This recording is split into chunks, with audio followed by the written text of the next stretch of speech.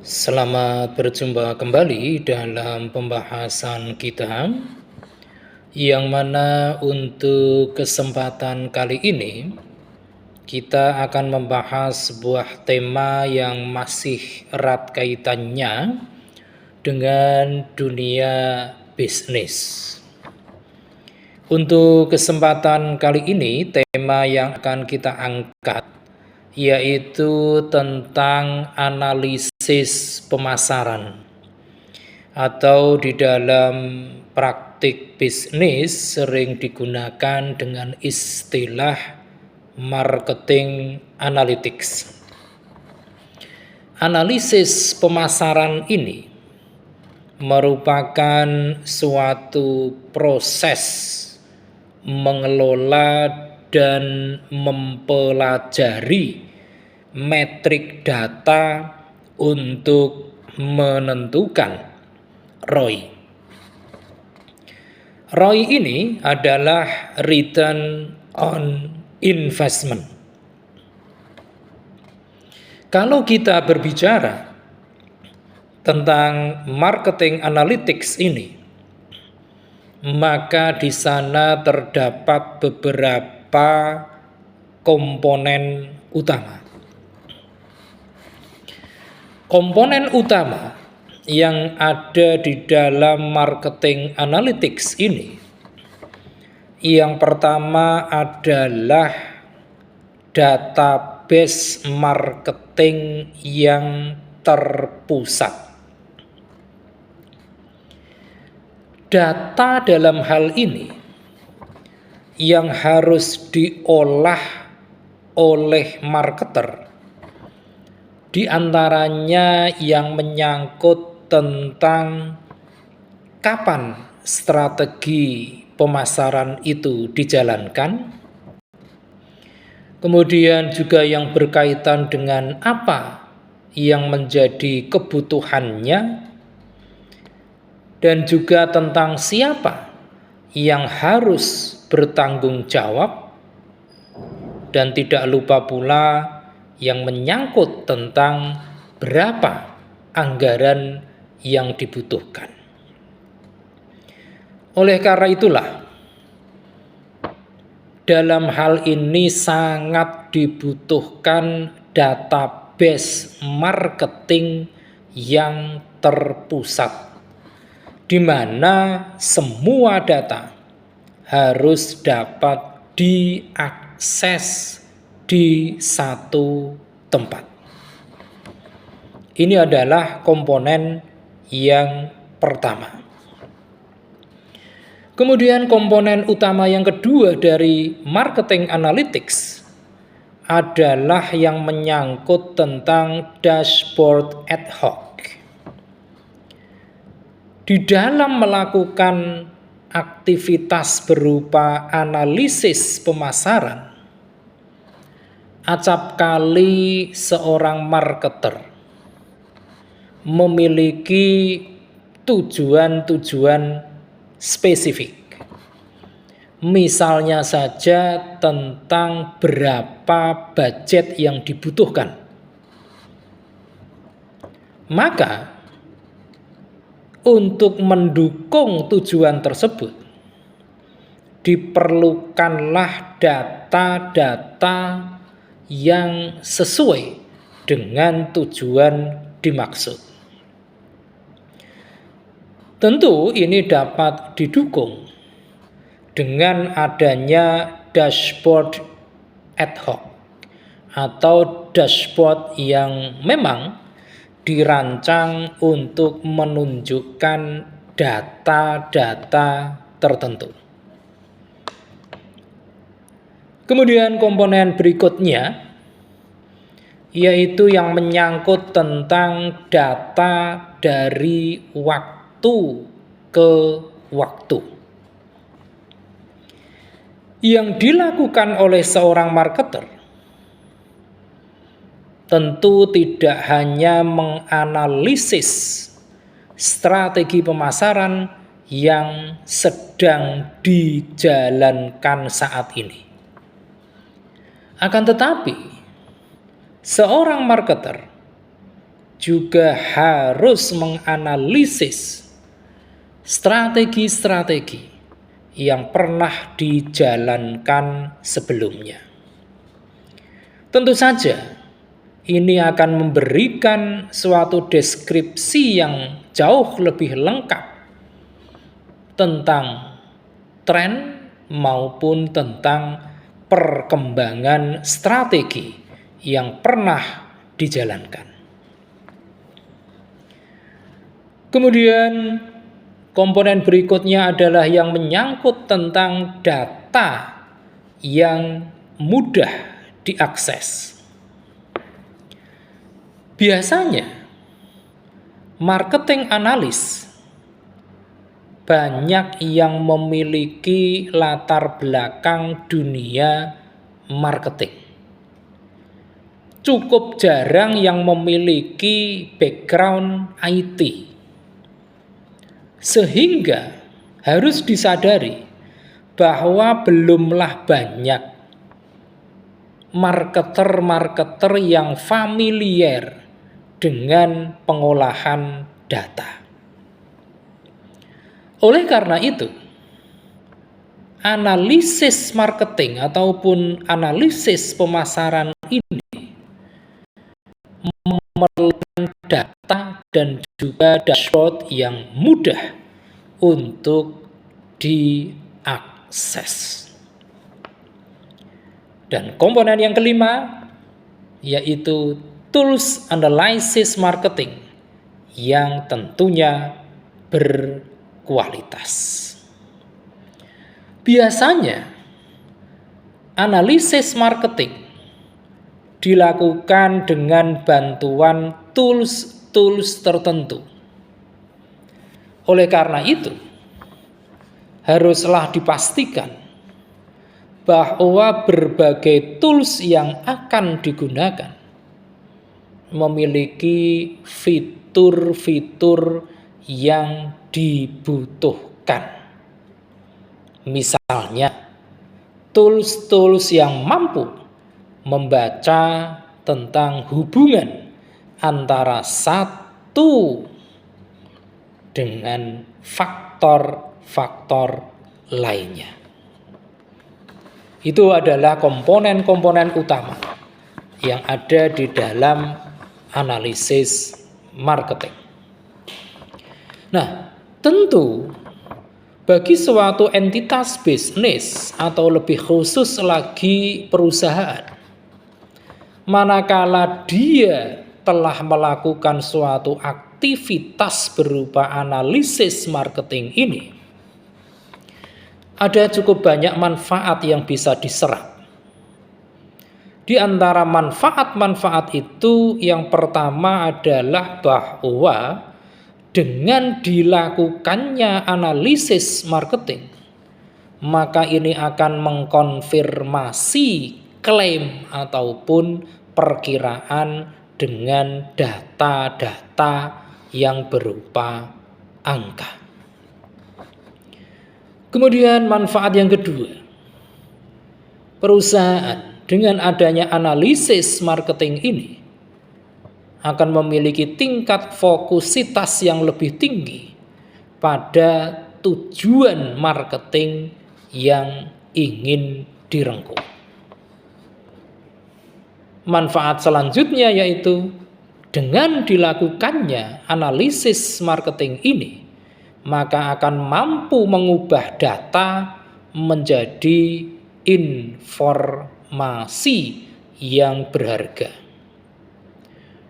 Dan manfaat yang keempat, yaitu dengan adanya analisis marketing ini, maka perusahaan akan memiliki kemampuan untuk membandingkan data-data pemasaran. Itulah beberapa manfaat yang bisa diserap oleh suatu perusahaan manakala perusahaan tersebut melakukan suatu analisis, yaitu analisis marketing. Nah, Pertanyaan selanjutnya yang mungkin saja ini muncul, yaitu apakah analisis pemasaran ini penting? Tentu jika merujuk kepada tujuan didirikannya suatu perusahaan, maka jawaban atas pertanyaan tersebut tentu tidak ada yang lain kecuali bahwa analisis pemasaran ini sangatlah penting. Ada beberapa alasan yang membuat analisis pemasaran ini bahkan dalam tanda kutip wajib dilakukan oleh suatu perusahaan. Alasan penting yang pertama yaitu bahwa dengan analisis pemasaran ini, maka perusahaan akan memahami pelanggannya. Dengan memahami pelanggannya, maka akan membantu perusahaan untuk mengenal lebih jauh tentang pelanggannya. Dari aspek mana? Bisa dari tentang siapa pelanggan perusahaan kita. Bisa pula dari aspek apa yang mereka inginkan. Atau bisa pula tentang bagaimana mereka berperilaku. Sehingga ini akan memungkinkan perusahaan untuk dapat segera menyesuaikan produk-produk yang dihasilkannya agar lebih cocok dengan kebutuhan pelanggan. Ini adalah alasan pertama. Kemudian alasan yang kedua, pentingnya analisis pemasaran ini adalah yang berkaitan dengan inovasi. Dengan adanya analisis pemasaran, maka akan sangat-sangat membantu dalam suatu perusahaan mengembangkan produk-produknya.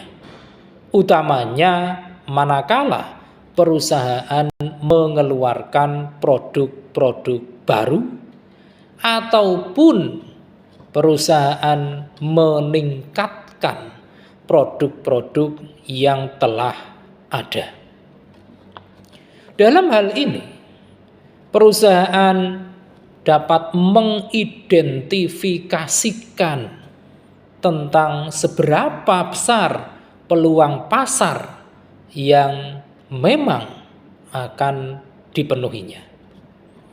Sekaligus perusahaan juga akan mampu merancang produk-produk apa yang dapat memenuhi selera pelanggan. Kemudian yang ketiga, yaitu yang berkenaan dengan pengambilan keputusan yang lebih tepat. Dengan adanya analisis pemasaran ini, tentu akan sangat membantu dalam pengambilan keputusan secara lebih baik.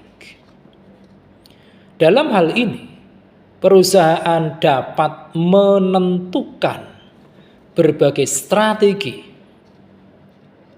misalnya tentang harga, bisa juga menilai tentang efektivitas dari kampanye pemasarannya. Dan juga perusahaan akan dapat mengidentifikasikan segmen pasar mana yang paling menjanjikan. Kemudian alasan pentingnya lagi dilakukan analisis pemasaran adalah yang berkaitan dengan pesaing, kompetitor. Dengan adanya analisis pemasaran ini, maka perusahaan akan dapat menggunakannya untuk menganalisis tentang pesaing-pesaing yang menjadi rival perusahaan. Utamanya yang berkaitan dengan apa saja yang telah dan akan mereka lakukan. Dan juga menganalisis temuan-temuan tentang kelemahan yang ada pada kompetitor perusahaan. Dan yang kelima, yaitu dalam hal yang berkaitan dengan pengukuran kinerja. Dengan adanya analisis pemasaran ini akan memberikan suatu alat untuk mengukur kinerja bisnis yang sedang dijalankan oleh perusahaan. Perusahaan dalam hal ini akan dapat melihat apakah bisnisnya mengalami pertumbuhan atau justru mengalami penurunan, atau bisa pula tetap stagnan. Sekaligus ini juga untuk mengidentifikasikan berbagai faktor yang mempengaruhi kinerja perusahaan. Nah, selanjutnya mungkin juga ada pertanyaan yang cukup menggelitik, yaitu tentang bagaimana cara melakukan analisis pemasaran yang baik. Tentu ini sangat bergantung kepada klasifikasi sekaligus keunikan dari masing-masing perusahaan.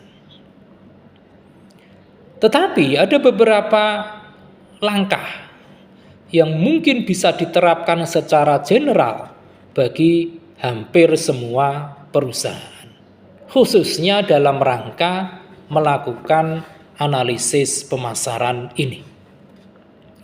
Langkah yang pertama yaitu perusahaan haruslah mengumpulkan data. Dalam hal ini, perusahaan haruslah mengumpulkan data yang terkait dengan pasar dan juga yang terkait dengan pelanggan. Di mana ini termasuk juga data yang menyangkut tentang demografis, kemudian yang menyangkut dengan transaksi maupun data-data yang menyangkut tentang perilaku pelanggan. Kemudian tahapan yang kedua adalah menganalisis data itu. Dalam tahapan ini, perusahaan harus menganalisis data yang telah ada. Dan tentu kalau memerlukan, bisa digunakan berbagai perangkat lunak yang bisa melakukan analisis data. Misalnya, perangkat lunak yang mampu mengidentifikasi tentang tren dan pola yang relevan. Kemudian tahapan yang ketiga yaitu yang menyangkut perusahaan mensegmentasikan pelanggannya. Dalam hal ini, perusahaan haruslah mampu membagi pelanggan-pelanggannya ke dalam segmen-segmen tertentu yang berada dan sesuai dengan karakteristik masing-masing segmen. Kemudian yang keempat, yaitu perusahaan haruslah melakukan evaluasi atas para kompetitor. Perusahaan dalam hal ini harus melakukan suatu analisis yang menyangkut dengan pesaing yang ada, khususnya tentang apa yang pesaing telah lakukan, apa yang telah pesaing tawarkan, dan tentang bagaimana produk yang dihasilkan oleh perusahaan kita itu memiliki keunggulan dan juga keunikan jika dibandingkan dengan produk-produk yang dihasilkan oleh kompetitor. Dan yang kelima, setelah rangkaian tadi dilalui, maka barulah kita menyusun strategi. Setelah sampai pada tataran ini, perusahaan harus menggunakan wawasannya yang berasal dari analisis yang telah dilakukan guna merancang strategi pemasaran yang paling efektif, yang mana bisa saja perusahaan menyesuaikan harga, bisa saja perusahaan harus mengembangkan produk-produk baru, atau mungkin pula perusahaan harus merubah cara-cara dalam melakukan kampanye promosi. Demikian pembahasan singkat kita kali ini tentang analisis pemasaran ini. Mudah-mudahan membawa manfaat yang besar bagi kita, utamanya yang ingin memperluas cakrawala bisnisnya. Terima kasih atas perhatian Anda semua. Kita akan melanjutkannya dengan membahas berbagai topik yang lebih menarik lagi pada sesi-sesi berikutnya. Jangan lupa setelah menyaksikan tayangan ini, silakan klik di layar Anda untuk like, komen, subscribe, dan jangan lupa share.